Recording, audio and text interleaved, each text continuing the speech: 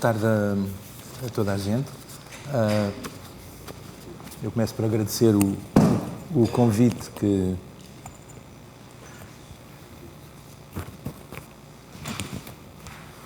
a Casa da Cidadania me dirigiu e começo por confessar que pronto, quem foi o agente desse convite inicialmente foi o Luís Vidigal, e eu recebi o mail e fiquei a olhar para aquilo e não respondi, porque disse, mas eu não percebo nada daquilo, o que é que eu lá vou fazer? Certo? Portanto, eu não percebo de geopolítica, confesso, sou ignorante, portanto sou um leitor de jornais, nem sequer de muitas obras sobre o tema, e também do ponto de vista científico, a minha especialidade não é a inteligência artificial. Não é? Portanto, já estão a dizer assim, então o que é que vem cá fazer? Bom,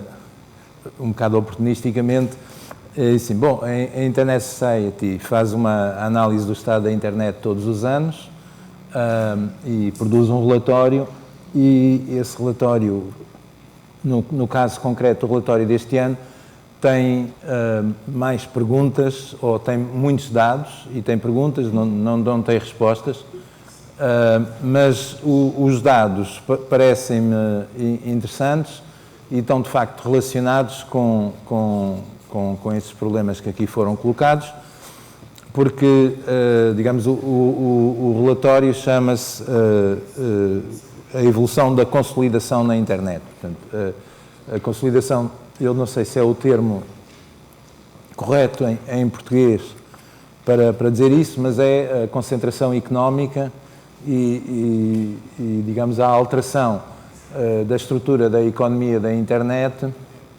e pensando bem e refletindo bem, o relatório não diz isso, mas o que está a provocar ou que está a potenciar essa alteração, de facto, é a necessidade da utilização de aprendizagem automática como eixo central dos negócios que circulam em torno da internet. Portanto, quando se fala em inteligência artificial, é um campo científico bastante vasto, mas a faceta da inteligência artificial, que, na minha opinião, não sendo especialista, mas é um observador, me parece que está a ter as tais repercussões que são altamente disruptivas, é a parte relacionada com a aprendizagem automática, isto é, o desenvolvimento de algoritmos que, sendo convenientemente alimentados com dados e com subconjuntos de dados sobre os quais se conhecem as propriedades e outros subconjuntos de dados que não se conhecem as propriedades, vão, digamos, evoluindo para uma situação em que cada vez permitem extrair mais informação dos dados disponíveis.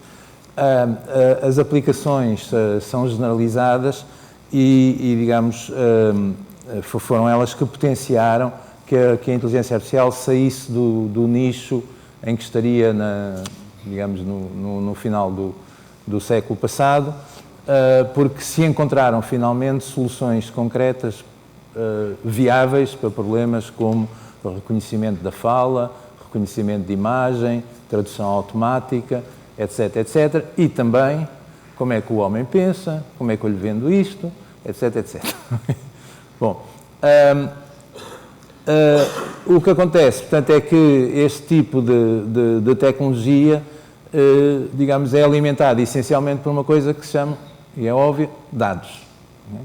E só, digamos, o facto da internet permitir a aquisição de dados e a comunicação de componentes a uma escala sem precedentes é que potenciou que esta tecnologia se desenvolvesse e se tornasse, digamos, produzisse muitos resultados práticos concretos. A economia da internet modificou-se durante os últimos 20 anos de uma maneira avassaladora, no seguinte sentido.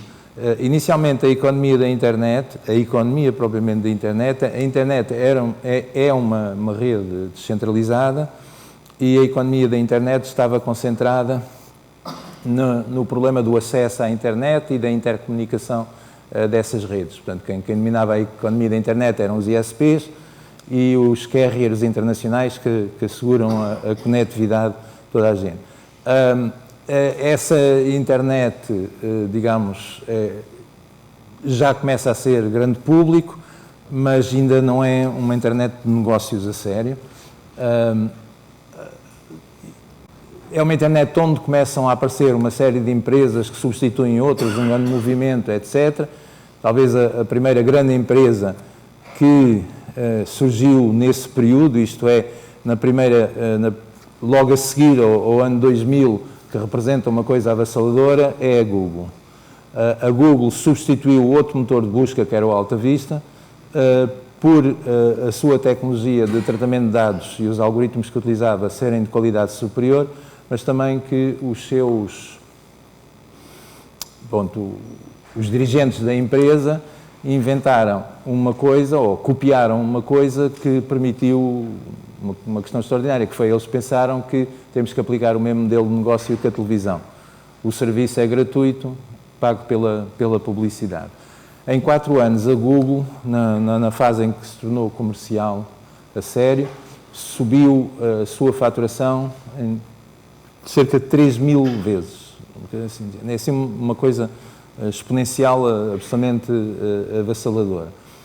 Nesses primeiros 10 anos, pronto, havia muitas coisas a experimentar, empresas que saíam, apanhavam, etc., morriam, não sei o quê. Nos últimos 10 anos, o panorama modificou-se completamente, porque as empresas de sucesso têm que ter acesso a quantidades de dados inimagináveis.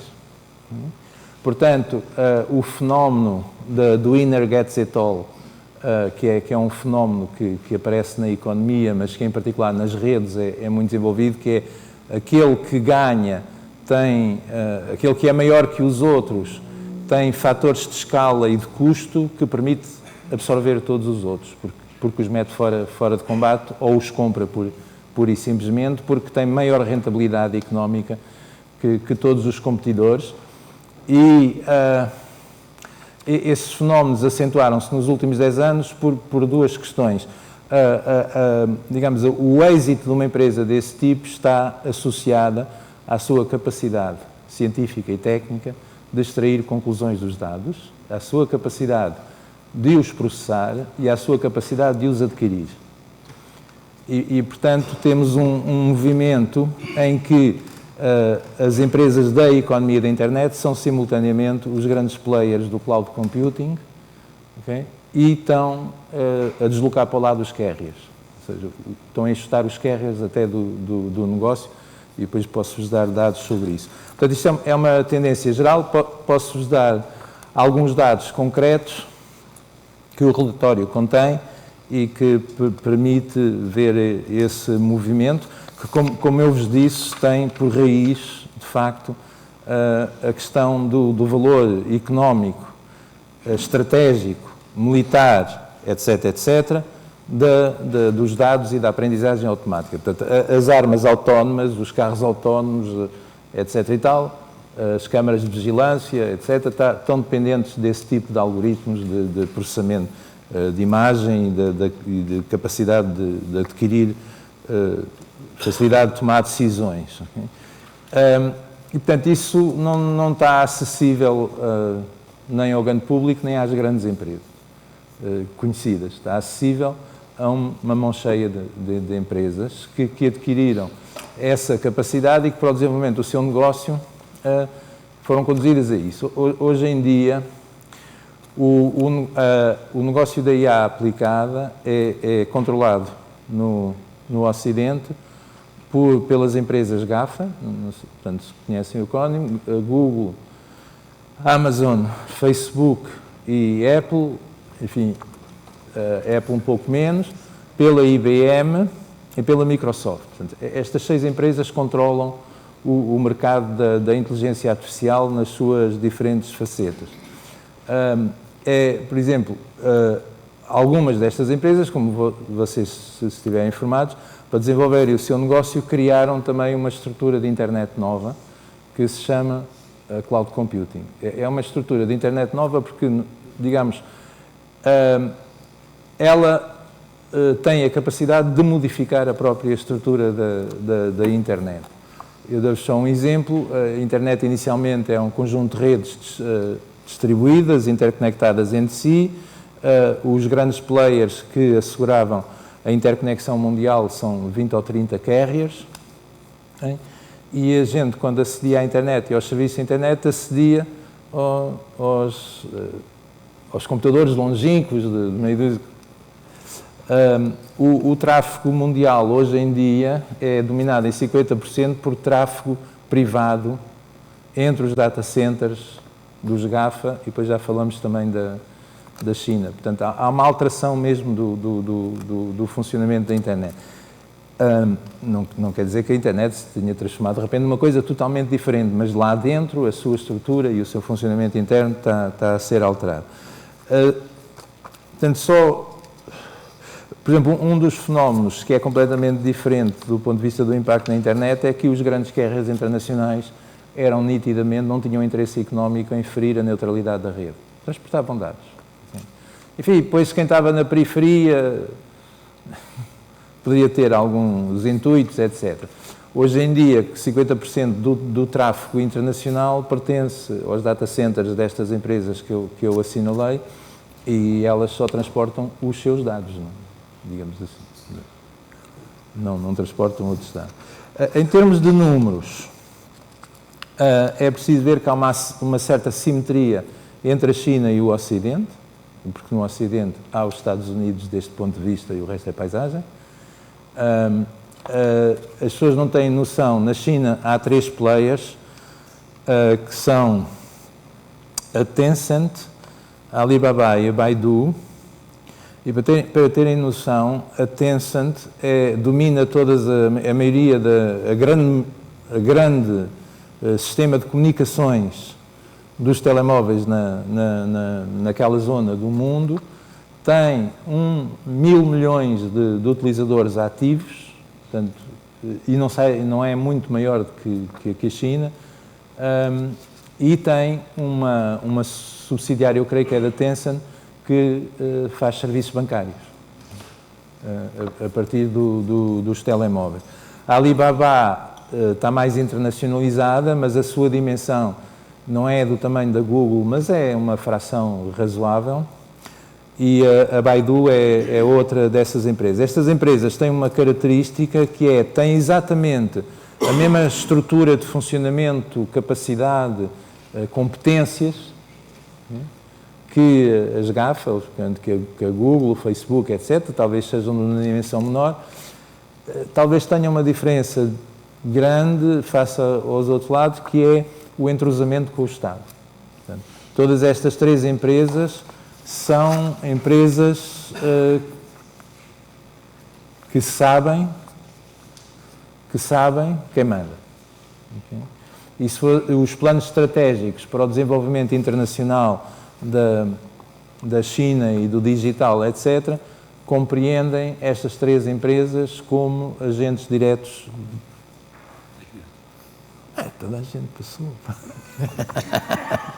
Okay. Vou dar um quarto de hora para cada. Já vou no quarto de hora e tudo.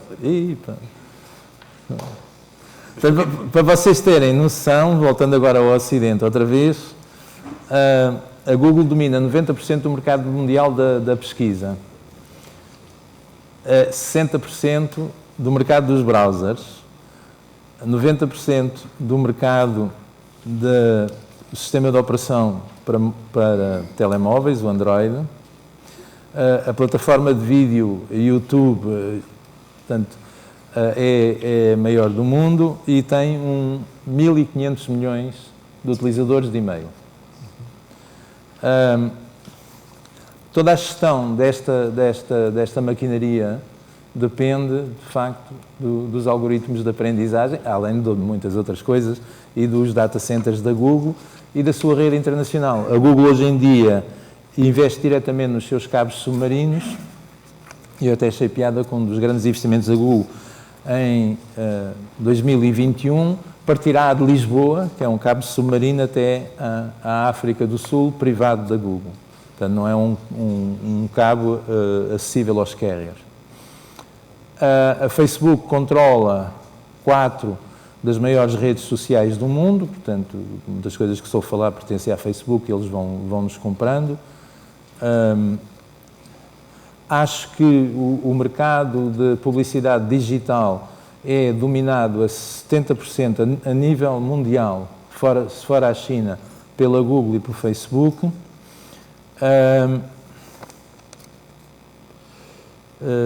Eu estava aqui a ver se encontrava mais alguns números interessantes. Portanto, se vocês forem uma pequena empresa e quiserem fazer reconhecimento de imagem ou tradução, o melhor é contratarem os serviços da Google, porque são melhores. Vocês fornecem as vossas imagens, dizem o que é que querem lá reconhecer, ela dá a resposta e, além disso, guarda-lhes uma cópia para enriquecer a sua base de dados de imagem. Se quiserem reconhecer a palavra, o melhor é comprarem o serviço da Alexa, que reconhece uma data de coisas e grava as vossas conversas lá em casa e está nos termos de utilização que não são para pagar, são para enriquecer a sua base de dados de reconhecimento de palavra. A Amazon controla 50% do mercado do e-commerce nos Estados Unidos e a Alibaba controla 60% do e-commerce na China. O valor bolsista dos primeiros 4 GAFA é maior que o PIB da França. A opinião dos investigadores nos Estados Unidos é que não há capacidade para influenciar a agenda de investigação em inteligência artificial, porque, digamos, a natureza, os dados, o dinheiro, a capacidade computacional, etc., que está concentrada nessas empresas é completamente arrasa qualquer pretensão da investigação que não venha por lá. Aliás, eles estão na liderança da investigação e do lado chinês passa-se exatamente o mesmo. Portanto, existe uma simbiose entre a agenda de investigação em inteligência artificial do Estado chinês e aquelas 3 empresas. E o impacto do ponto de vista de investigação e da evolução da investigação é determinante nestas empresas, mesmo na tecnologia da internet, que eu não estou a dizer na parte 5G ou acesso, etc., mas na parte de gestão e funcionamento e mesmo protocolos. Neste momento, digamos, a capacidade permite-nos fazer experiências que mais nenhuma universidade ou grupo de investigadores podem fazer.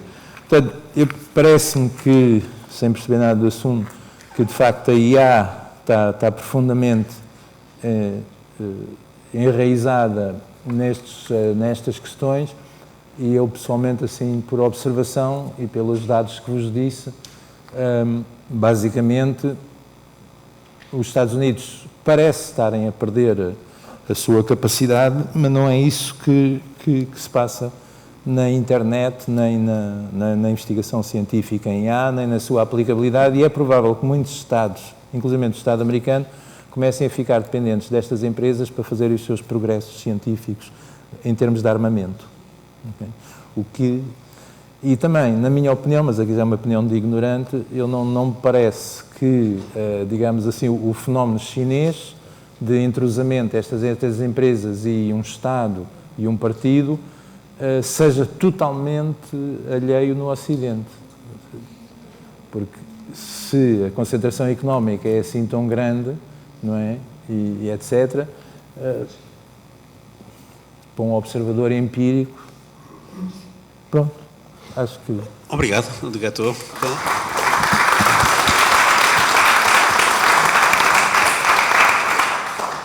Aqui os nossos companheiros todos dizem que não são especialistas em inteligência artificial, mas temos agora o Francisco, que é... Há pelo menos um. É especialista em inteligência artificial, é investigador em inteligência artificial. Força. Sim. É melhor. Penso.